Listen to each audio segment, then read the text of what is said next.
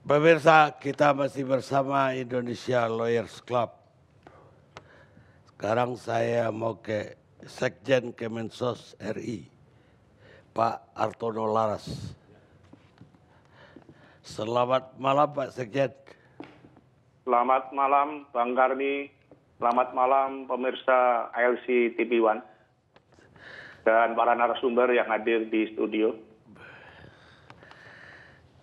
Pak Sekjen, mudah-mudahan sudah mengikuti dari tadi apa yang kita perbincangkan di forum ini, dan sebagai Sekjen Kemensos, mungkin Pak Sekjen punya tanggapan terhadap apa yang dibicarakan. Iya, yang pertama kami ingin menyampaikan Bang Karni terkait dengan bantuan sosial yang menjadi tugas dari Kementerian Sosial dalam rangka penanganan COVID-19 ini.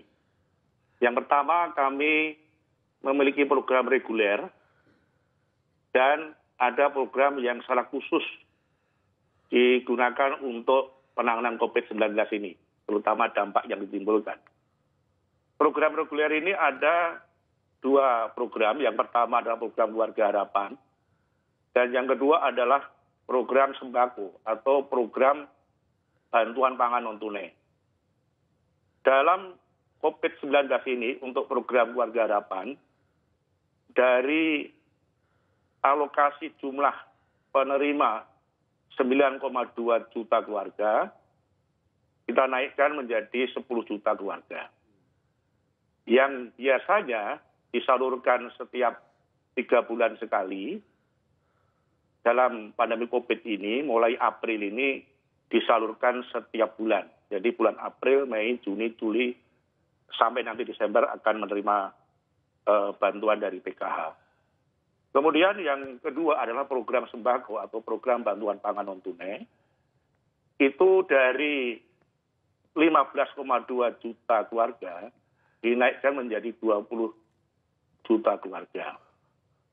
Siapa yang menerima program PKH dan program bantuan pangan non-tunai ini atau program sembako adalah mereka yang ada di dalam data terpadu kesejahteraan sosial. Untuk yang program Keluarga Harapan itu sekitar 17%, kondisi sosial ekonomi terendah.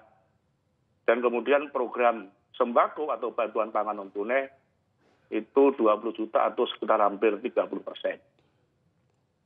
Dan program bantuan pangan non-tunai itu kita juga naikkan indeksnya, bahkan mulai bulan Maret yang lalu, dari 150.000 per keluarga per bulan menjadi 200.000 per keluarga per bulan. Jadi dengan demikian bahwa program Keluarga Harapan yang 10 juta tadi, 10 juta keluarga adalah mereka juga menerima program sembako atau program bantuan pangan non-tunai. Kemudian yang kedua adalah program yang non-reguler atau program yang secara khusus. Kami mendapatkan satu penugasan untuk yang wilayah DKI Jakarta, tadi juga Pak Gubernur telah menyampaikan, kita memberikan bantuan sosial sembako untuk 1,3 juta keluarga. Sementara untuk daerah perbatasan dengan DKI Jakarta, yaitu ada sebagian Kabupaten Bogor atau 7 kecamatan, kemudian Kota Bekasi, Kota Depok, Kota Tangerang Selatan, kita berikan untuk 600.000 keluarga. Mereka mendapatkan setiap bulan bantuan sembako tadi senilai Rp600.000 setiap bulan, diberikan selama 3 bulan. Dan penyalurannya bantuan sembako tadi setiap bulan adalah 2 kali. Sehingga setiap kali penyaluran nilai bantuannya adalah Rp300.000.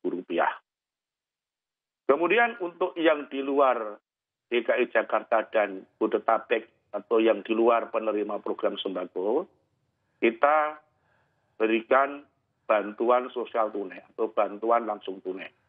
Mengcover untuk 9 juta keluarga Setiap keluarga akan menerima 600.000 setiap bulan, diberikan juga selama 3 bulan.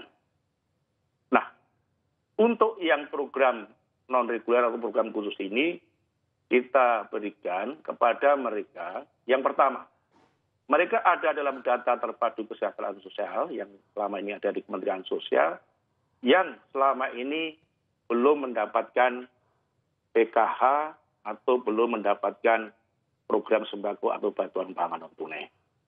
Selebihnya adalah di luar data terpadu kesejahteraan sosial. Yang tadi juga telah disampaikan, yang mereka terdampak COVID-19 ini. Mereka adalah penduduk-penduduk rentan yang tidak punya tabungan, mengandalkan pendapatan harian, bahkan ada yang korban PHK, buruh-buruh yang mereka bekerja serabutan dan lain sebagainya. Inilah yang kemudian menjadi sasaran dari bantuan sosial yang non-reguler. Siapa mereka nanti yang mendapatkan ini? Mereka yang ditetapkan oleh pemerintah daerah, yaitu kabupaten, kota, dan tentu diberitahukan juga kepada gubernur. Jadi itulah yang dilaksanakan ya dalam skema bantuan sosial yang dikelola secara langsung oleh Kementerian Sosial. Itu Pak. Tadi ada usulan Pak Sekjen dari beberapa kepala daerah agar bantuan tersebut lebih baik disalurkan langsung oleh daerah masing-masing, mungkin kabupaten masing-masing, ketimbang ada bantuan dari pusat dan ada dari daerah. Nah, ini kadang-kadang menyebabkan ada dugaan lah terjadi double atau overlapping atau kurang data. Jadi lebih baik tanggung jawab daerah, kata mereka. Bagaimana menurut Pak Sekjen? Ya, saya kira untuk yang terkait dengan mekanisme kita sudah sampaikan ya. Jadi kita telah melakukan beberapa kali pertemuan ya melalui virtual langsung dipimpin oleh Bapak Menteri Sosial mulai tanggal 15-16 April menyampaikan bahwa kita akan melaksanakan APBN dan tentu APBN itu ada ketentuannya, ada aturannya, ada mekanismenya. Dan itulah yang kemudian kita mendapatkan alokasi tambahan yang selama ini memang kita tidak siapkan, tidak ada dalam anggaran Kementerian Sosial. Ini ada anggaran tambahan dari Kementerian Keuangan untuk dimasukkan dalam anggaran Kementerian Sosial yang kemudian kita koordinasikan secara langsung kepada pemerintah daerah, pada Pak Gubernur, Bupati, Wali Kota untuk kami sampaikan siapa saja yang menjadi kriteria penerima bansos sembako maupun bansos tunai tadi, dan itu hampir semuanya hadir pada rapat itu, dan kita kemudian tindak-lanjuti dengan surat ya yang disampaikan kepada kabupaten kota, tembusan gubernur untuk minta segera kabupaten kota mengusulkan data tersebut. Dan itu sudah disepakati dan itulah memang aturan yang selama ini dilakukan karena anggaran tersebut masuk kepada alokasi Kementerian Sosial. Dan alhamdulillah ya kita sudah melaksanakan untuk penyaluran di tahap pertama DKI Jakarta untuk bansos sembako, bahkan sudah juga mulai untuk tahap kedua, dan kita akan masuk kepada tahap ketiga, bagaimana tadi Pak Gubernur DKI sampaikan. Dan untuk yang bansos tunai, saya kira kita juga sudah menyalurkan dari 9 juta keluarga, kita sudah menyalurkan hampir 2 juta. Termasuk juga nanti yang untuk di Kabupaten Bultim, jadi Pak Bupati sampaikan, ya kita akan menyalurkan, Pak Bupati ternyata sudah malah koordinasi dengan PT POS.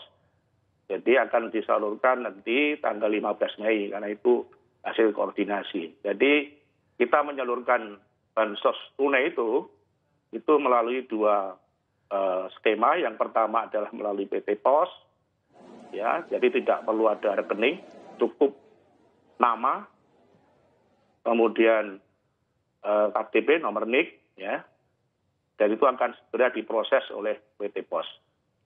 Dan memang kita juga menggunakan Himbara, ya, jadi bagi nama-nama yang diusulkan oleh pemerintah daerah dan disertai dengan NIK yang punya rekening langsung, itu akan langsung dikirim melalui bank. Jadi tidak ada kemudian membuka rekening baru, ya, tidak usah jauh-jauh.